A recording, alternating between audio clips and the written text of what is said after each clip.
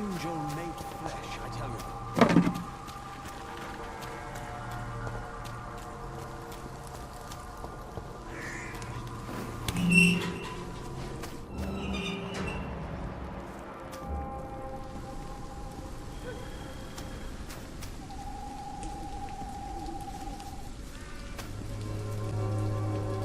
Good evening, sir. I'm Dr. Reed. I would like to ask you a few questions. Please be my guest. Although I may not be the best informant regarding this part of town, my words speak about that which the eyes cannot see. Really? Are you an artist of some kind? I'm a poet, sir. Richard Nethercott, at your service.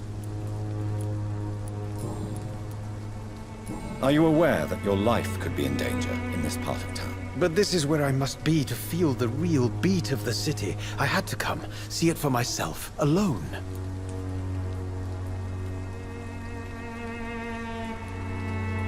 If some misfortune came upon you, who would be here to help you? Well, you for a start, my dear doctor.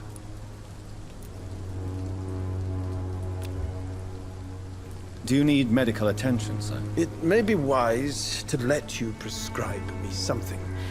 I don't feel like I should. I will see you later. May I ask what you're doing at this hour of night, sir? Do you live here? Not at all. I'm just enjoying the pleasure of a quiet walk. Though night talks are always preferable, if you ask me. Especially with strangers. But are you not afraid of the epidemic? Oh, why should I? I see some equity in the Spanish flu. No flesh should be saved, say the scriptures. Good or evil, rich or poor, all are equal in the eyes of the flu.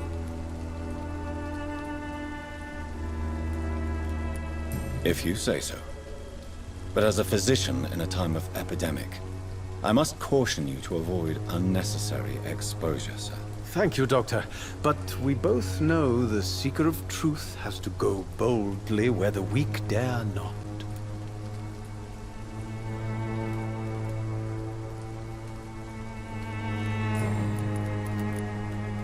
What are your thoughts on the terrible situation in this city? Terrible, you say? No. Of course, the death of so many innocents is a tragedy. But the scourge has not been all bad for the city. Oh, no, sir. What are you talking about? Do you remember London before the flu? Noisy, cacophonic, quiet nowhere to be found. And now, listen to this oddly peaceful silence. My mother loved poetry. Perhaps your words would have touched her sensitive nature. I only see a dreadful disease. Most people fail to understand my perspective. I don't blame them. But how could I call myself a poet if I veiled my feelings?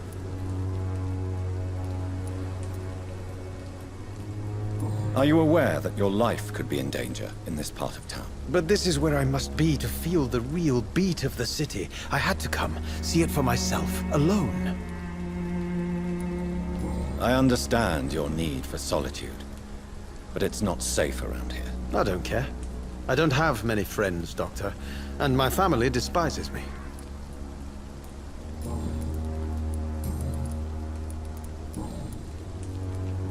Tell me, Mr. Nethercott, why seek inspiration in Whitechapel? The place is not beautiful per se, but how to explain it? Stirring and challenging. Do you not think it a little morbid? On the contrary, sir. Whitechapel is full of life, full of beauty. Just What can you tell me about Camellia? not much. And that's the beauty of it. She can't speak, you know. She's a locked mystery who exhales kindness and sweetness.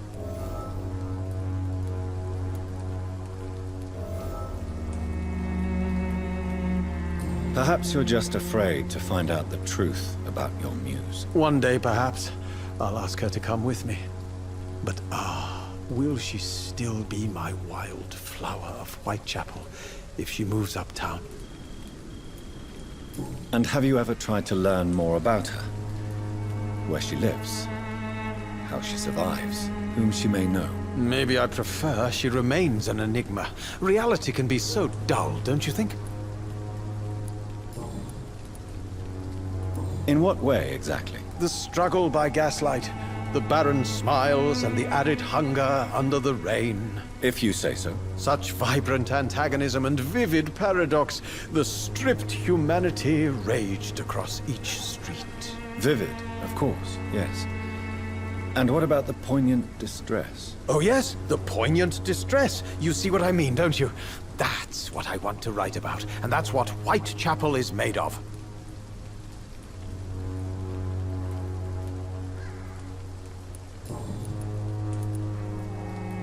Did you know the Mute Florist is a member of a secret society? No, I didn't. But I thank you for this information, sir. For it only enriches the mystery surrounding the precious camellia. Are you not curious? Is there not more you wish to know? That girl has not an ounce of malice in her. Whatever she may be hiding, it's certain to be for the benefit of most, if not all. I fear you are a hopeless romantic, Mr. Nethercott. Guilty as charged, Dr. Reed. Did you know... No, May I ask you a few questions about the district? extraordinary part of town, is it not? I'll be glad to help you, if I can. I'm looking for Dorothy Crane, a nurse who lives in this vicinity. Dorothy Crane. Oh, I love the name. The Crane of Whitechapel. Sounds very mysterious. But, sorry, no, never heard of her. What can you tell me about an old man called Darius? Darius Petrescu? Yes, I know him. At first, I thought he was only a small publisher. I invited him to publish my work, but his reaction was pretty clear. Not interested in your talent? Darius is an old political activist who takes delight in printing tracts and lampoons. Those communist activities only require mediocre writing skills.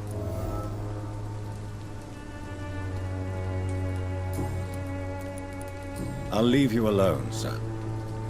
Darius is a bit less of a mystery now. It should not be that difficult to incite him to let me in.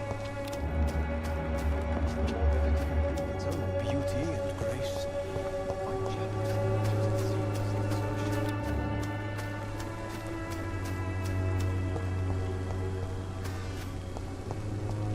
Some of us come to this world.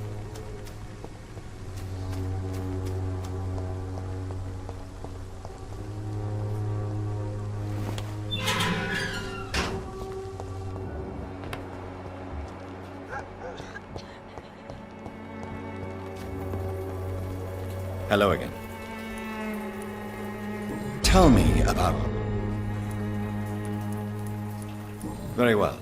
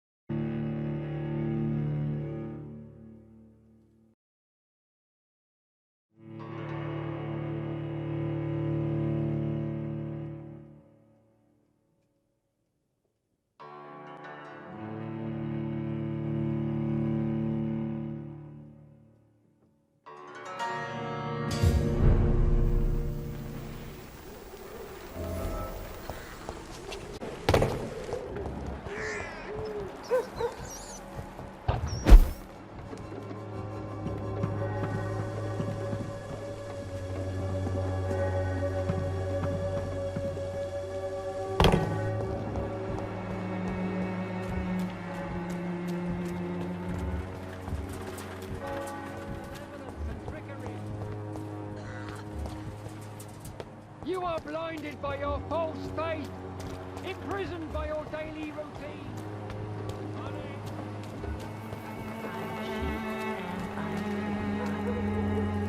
Good evening, Christina. Check Do you need any... it. I am shocked that you would think I am that sort of man. Forgive my suspicion. I'm so used to liars with good manners. Thank you, sir. Goodbye, miss.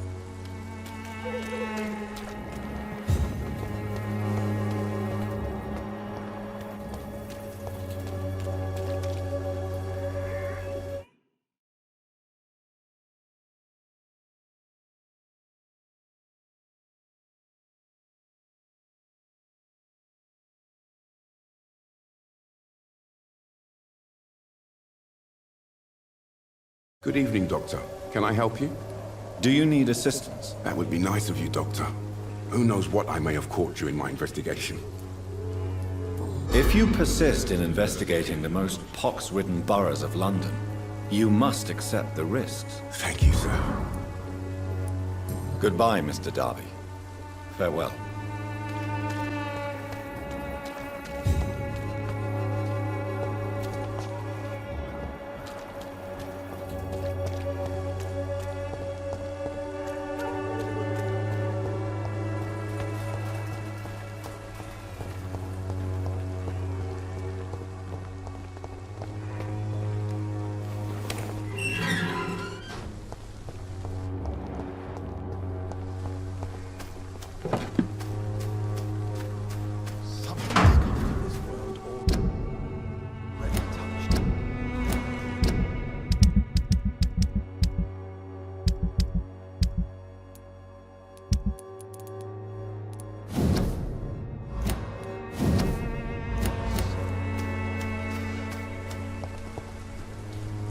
Good evening, Mr. Nithercott. And do you need medical... it may be wise. I understand your appetite for words and macabre beauty, sir. But you should be... The nutrition of my... I'll leave...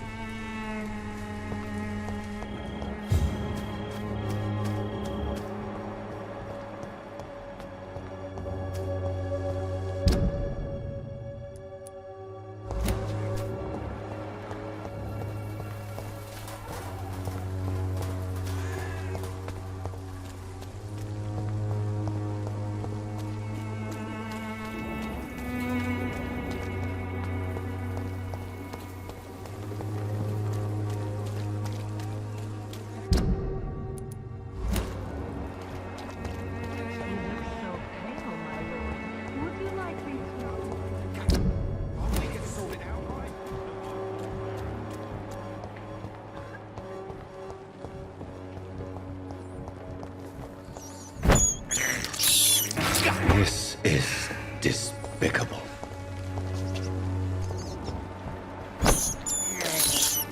I have this thirst for blood.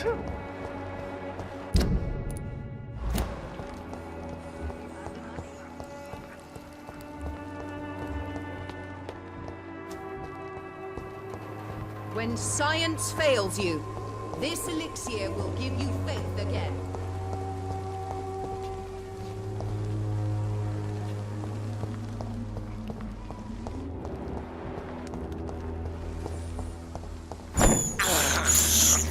This is despicable.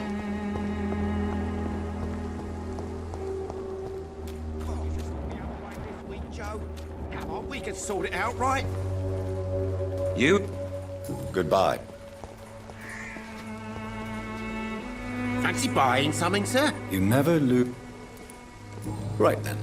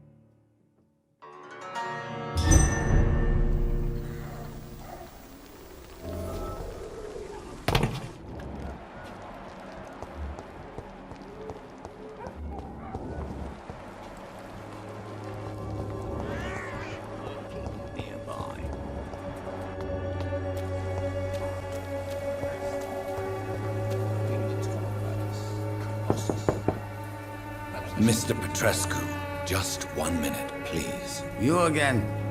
Go away. Sir, wait.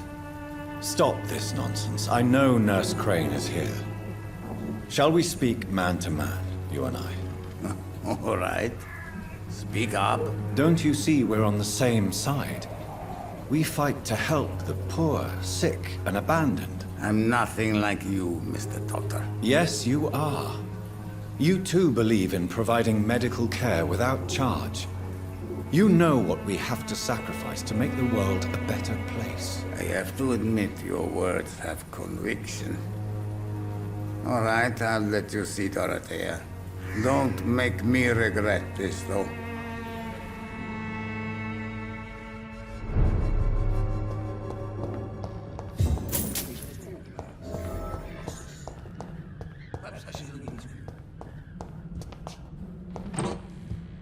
It's locked.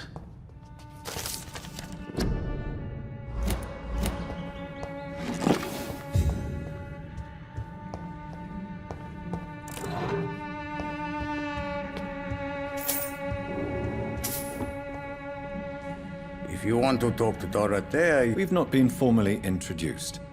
I am Darius Petrescu. I'm here to keep snitches and spies away from Dorothea. And I also run this little print shop. So Dorothy's real name is not Crane. Like myself and many people in this area, Dorothea is from occupied Romania. That's all you need to know. She seems important to the community. More than you can imagine. The West End does not want to hear of Whitechapel's misery. Dorothea is one of the few doing something about it.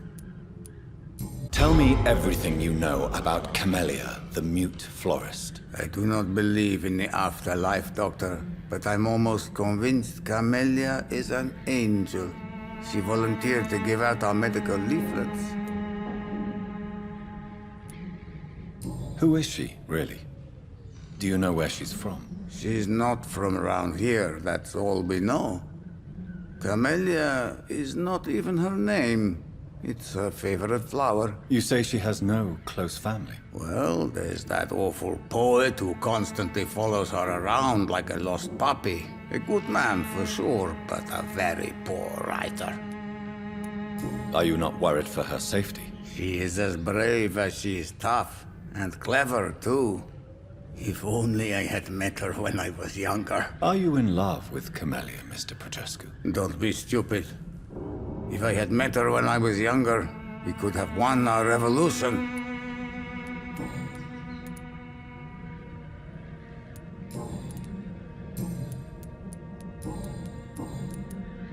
Tell me every... Who you... I...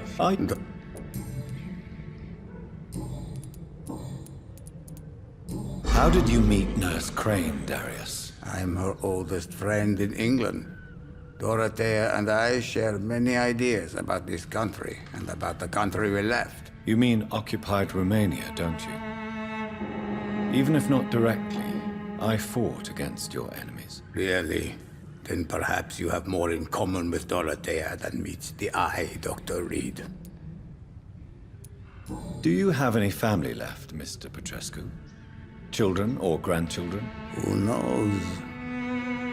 I have abandoned my people for so long, they might as well be dead. As dead as I am for them, I suppose. Don't be embarrassed, sir. If you must know, my own father disappeared many years ago, and I forgave him. It's quite awkward to talk about our families like this. This war won't last forever. Did you ever think of returning to your country now it's free? No. I have taught strength and determination to my sons and daughters. I'm an old, dying man who only has memories of better times to cherish. I know you fought for your country when it was... I know my days are numbered, and I know I won't see my homeland. But Romania escaped the grasp of the Austro-Hungarian Empire. It's a free country again. It is not the country I fought for. My homeland is not appeased, Doctor. But I still see a dark future ahead for my people. Goodbye.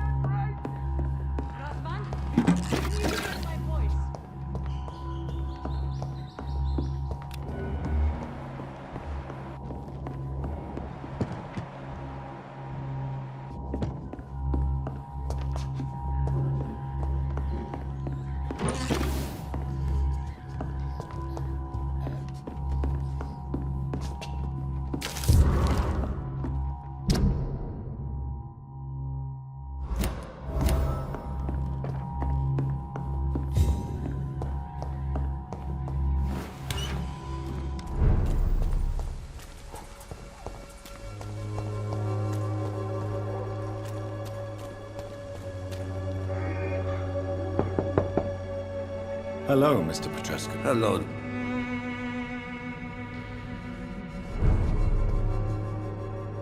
Yet, Do you need... I am very tired, but that is all.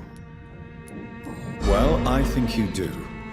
Take this, and you'll feel better. Free drugs from an English doctor. Goodbye.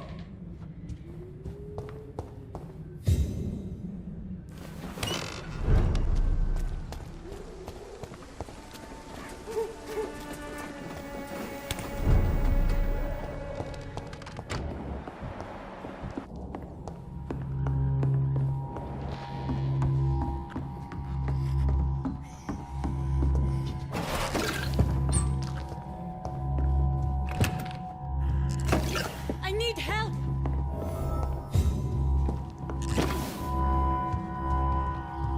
He's going into convulsion. What do we have here, nurse? Patient Razvan Vasily, high fever running on 3 days. Complaints of dizziness, muscle aches, and head pain, diagnosed with influenza. Treatment? Aspirin and salicin for the fever and discomfort, liquids for dehydration, but he's having trouble keeping even water down. Thank you, nurse. Anything else I should know? He did lose consciousness this morning, but he's never had convulsions like these. He's not convulsing, he's choking. He's not getting any air. Scalpel! Hand me that scalpel! What can I do, Doctor?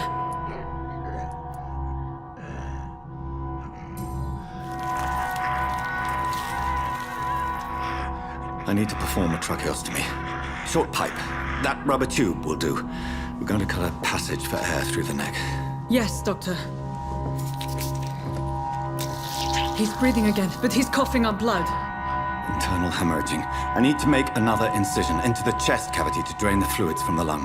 Prepare another tube. A thoracostomy? Doctor, we've nothing to fight the infection. We need an aseptic environment. Right then, Nurse Crane. What do you suggest we do? I've no idea. I'm not the doctor. Time is of the essence. We need to perform a thoracic drain. Yes, Doctor.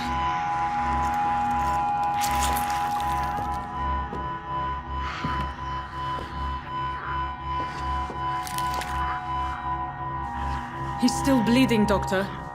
I'm losing his pulse. The drain must have punctured the intercostal artery. There's too much blood. Are you all right, Doctor? I can't see.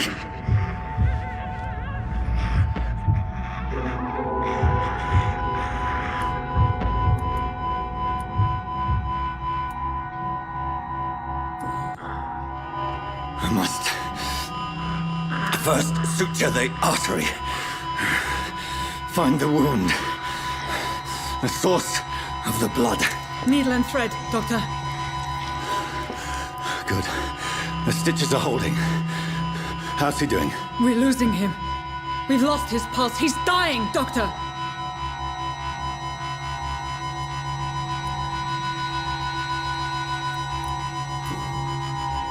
Cardiac massage, now. Cardiac... What? Are you making this up as you go along?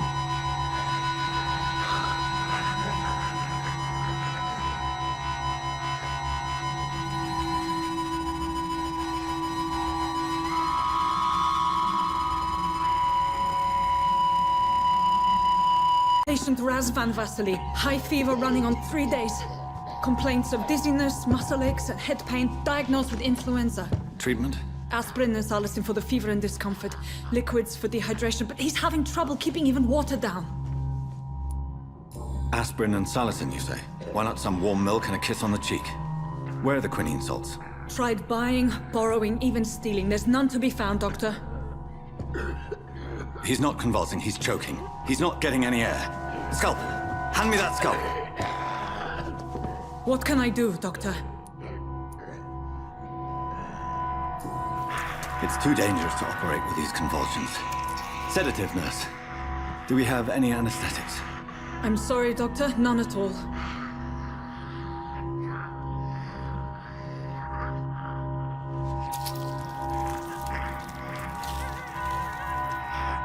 I need to perform a tracheostomy. Short pipe. That rubber tube will do. We're going to cut a passage for air through the neck. Yes, Doctor. He's breathing again, but he's coughing up blood. Internal hemorrhaging. I need to make another incision into the chest cavity to drain the fluids from the lung. Prepare another tube. A thoracostomy? Doctor, we've nothing to fight the infection. We need an aseptic environment. Right then, Nurse Crane. What do you suggest we do? I've no idea. I'm not the doctor. Time is of the essence. We need to perform a thoracic drain. Yes, Doctor.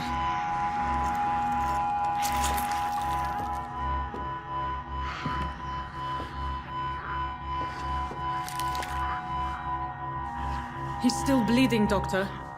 I'm losing his pulse. The drain must have punctured the intercostal artery. There's too much blood. Are you all right, Doctor? I can't see.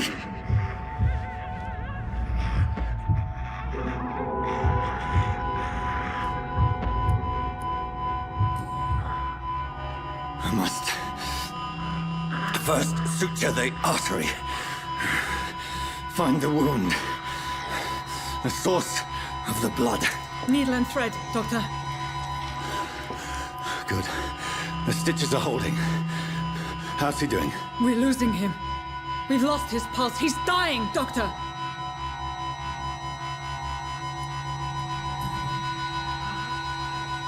A dose of epinephrine, now. Yes, Doctor.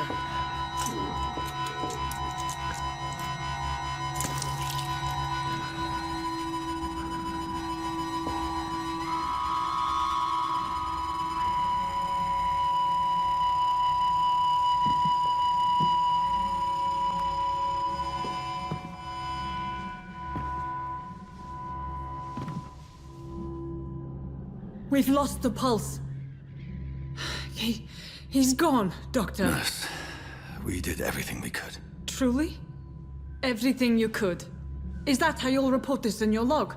Is this how the war went? Piling up one poor corpse beside the next? This was not an influenza-induced seizure. I've never seen symptoms like these on the continent. Neither have I. But the previous symptoms leading up to this attack were the same, indistinguishable from the epidemic. No. There was something more vile in these reactions. Something primitive. There have been numerous reports of mental breakdowns caused by the fever that accompanies the flu itself, Doctor. Yes, but... I'd best take some samples of the blood for analysis.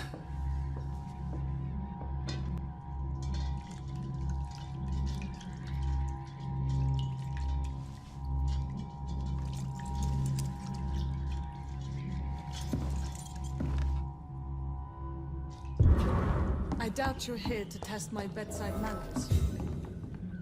It's locked, all right. I cannot enter. To what do I owe this courtesy? I suspect it was more than intuition alone that led you to us. So, how might I be of service, Dr. Reed?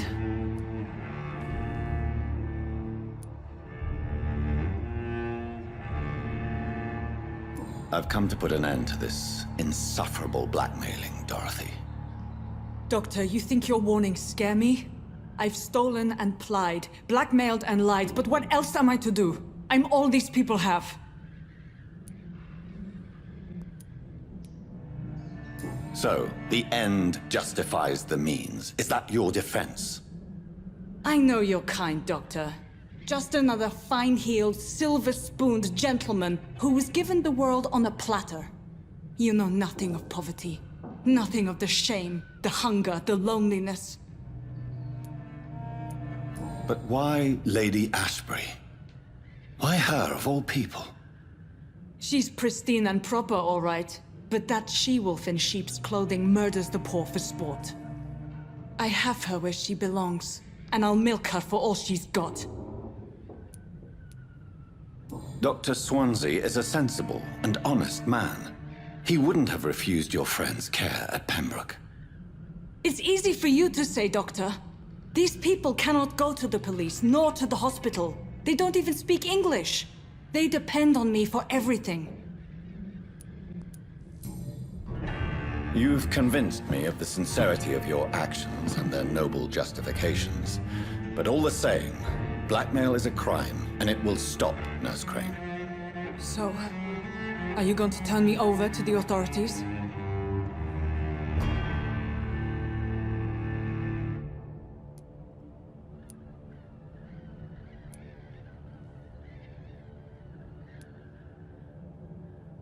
It was at this moment that he knew. He fucked up. Listen very carefully, Dorothy.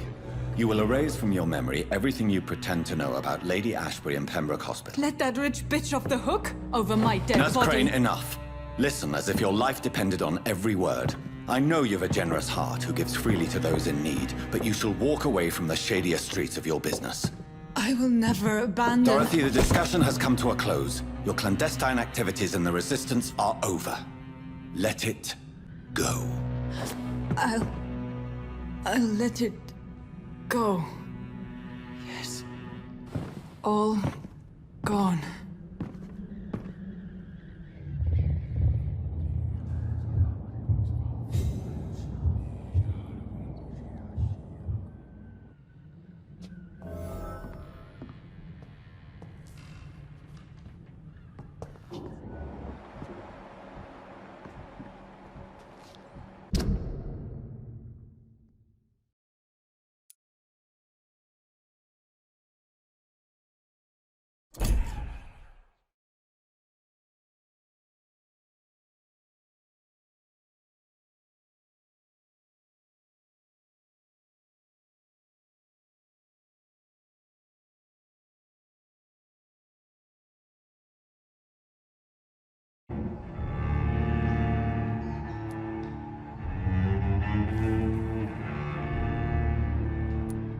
I've come to put an end to this insufferable blackmailing, Dorothy.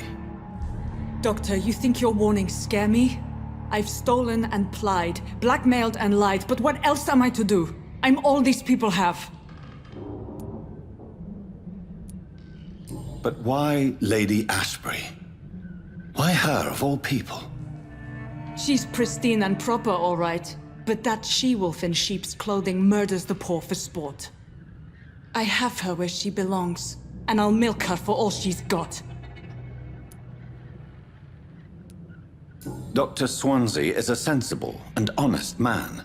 He wouldn't have refused your friend's care at Pembroke. It's easy for you to say, Doctor. These people cannot go to the police, nor to the hospital. They don't even speak English. They depend on me for everything.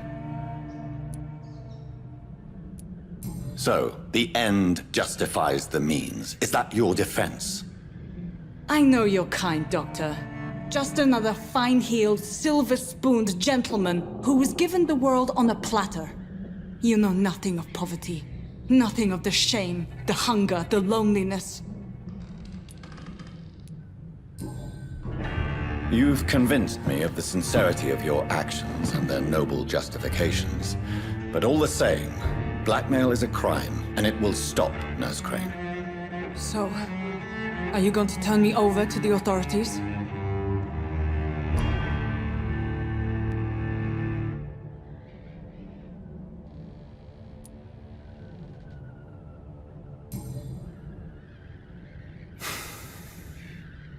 No.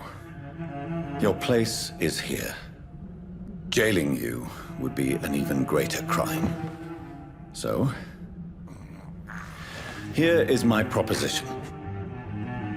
I'll look the other way on your little enterprise. In exchange, you will resign from the Pembroke Hospital and provide me with medical supplies when the need arises. Dr. Reed! That sounds like a business proposition. My accomplice, then? No, just a privileged client. My research may require the occasional rare piece of equipment or ingredient. I'll pay good coin in exchange, fair and honest, to help finance your noble endeavors.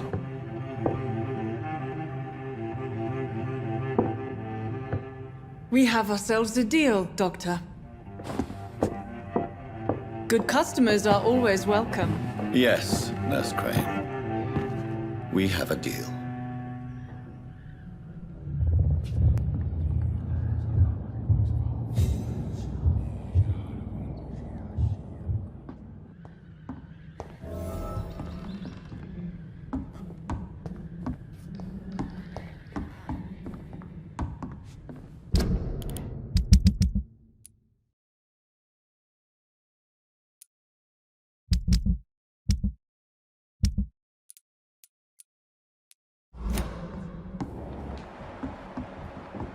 It's locked, all right.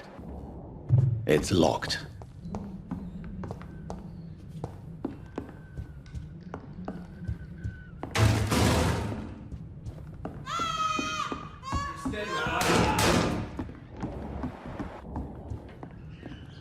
Oh, this one stinks already. He's dead!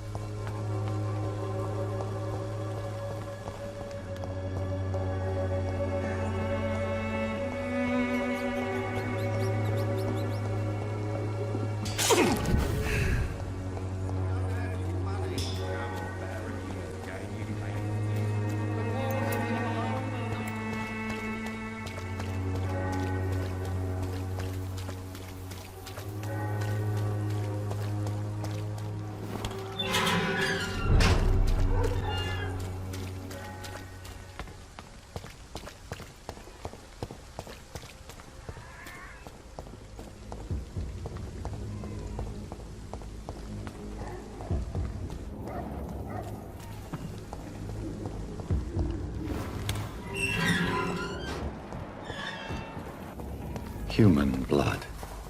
Whoever left these marks did so deliberately.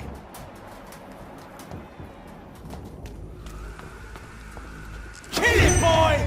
There's one of them birds!